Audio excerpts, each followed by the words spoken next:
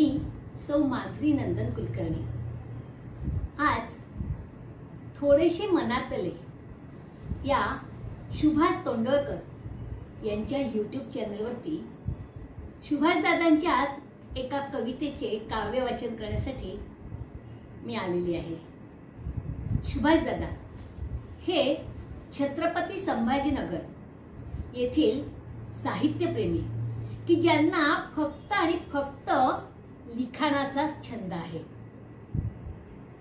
आजपर्यंत साधारणतः 100 पुस्तकांच्या वर पुस्तकं प्रकाशित होऊ शकतील इतकं मराठी स्फुट, मराठी कविता, मराठी कथा, भावगीत, शास्त्रीय गायनावरती रागांवरती आधारित बंदिशी आणि हिंदू व उर्दू भाषेतील कविता यांचं त्यांनी लिखाण केलेलं आहे। त्यांची आजची ही कविता बघा हं, ज्यामध्ये ती वाचताच माझ्या मनात आलं की या कवितेचं रसग्रहण करावं आणि काव्य वाचनही करावं। आणि मी सुभाष दादांना विचारलं तर त्यांनी अरे वा नक्कीच स्वागत आहे असं म्हणून लगेच होकार दिला। त्यांच्या या कवितेचं माझ्या शब्दात मी केलेलं थोडक्यात रसग्रहण ते असं आहे हं।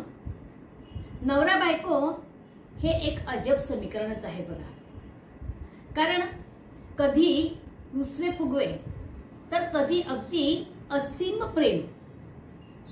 बायको म्हणजे प्रेमाचा झाला, बायको म्हणजे अगदी प्रेमळ, भाऊ, हळवी अशी अनेक उपाधी असलेली। तर नवरा म्हणजे फक्त नवरा, नवरा म्हणजे फक्त नवरा, नवरा म्हणजे संसाराच्या चलचित्रपटातील फक्त एक नट। पण बघा हं, सुभाष दादांनी त्यांच्या या कवितेत नवरा म्हणजे फक्त नट नाही तर एक नटसम्राट, एक वटवृक्ष अशा सुंदर शब्दामध्ये, हळव्या शब्दांमध्ये आपली ही कविता आपल्या समोर मांडलेली आहे बघा। तर ऐकूया सुभाष तोंडवळकर यांची हसऱ्या चेहऱ्याची नटसम्राटाची कविता। कवितेचं शीर्षक आहे नटसम्राट।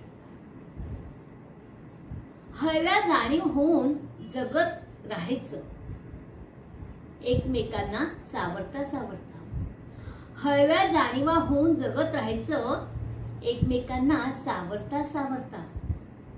उरातील सल नको तेवढं खोल खोल रुजवत राहायचं, उरातील सल नको तेवढं खोल खोल रुजवत राहायचं। मी आहे ना जवळ, मी आहे ना जवळ म्हणत म्हणत तिला थोपटवताना पापणी आड मुसळधार कोसळणाऱ्या श्रावणाला थोपवून, पापणी आड मुसळधार कोसळणाऱ्या श्रावण थोपवून का कुणास ठाऊक पण तिच्या नकळत, का कुणास ठाऊक पण तिच्या नकळत पुन्हा एक आता येईल, आता येईल या आशेला लागलेला ढग व्हायचं। उघड्या डोळ्यांनी पुन्हा उजाडलेली सकाळ पाहतच, उघड्या डोळ्यांनी पुन्हा उजाडलेली सकाळ पाहतच पुरुषांनी रडायचं नसतं, पुरुषांनी रडायचं नसतं असं स्वतःला समजवत तिच्या माघारी तिची ओलसर झालेली उशी बघूनही, तिच्या माघारी तिची ओलसर झालेली उशी बघूनही अनंत अखंड पसरलेल्या मातीच्या रंगमंचावर, अनंत अखंड पसरलेल्या मातीच्या रंगमंचावर क्षणभंगूर ठरणाऱ्या मातीच्या देहाचाच, क्षणभंगूर ठरणाऱ्या मातीच्या देहाचाच हसऱ्या चेहऱ्याचा नटसम्राट व्हायचं, हसऱ्या चेहऱ्याचा नटसम्राट व्हायचं।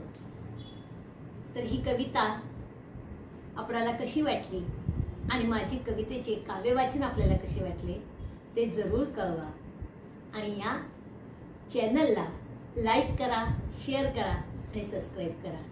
धन्यवाद।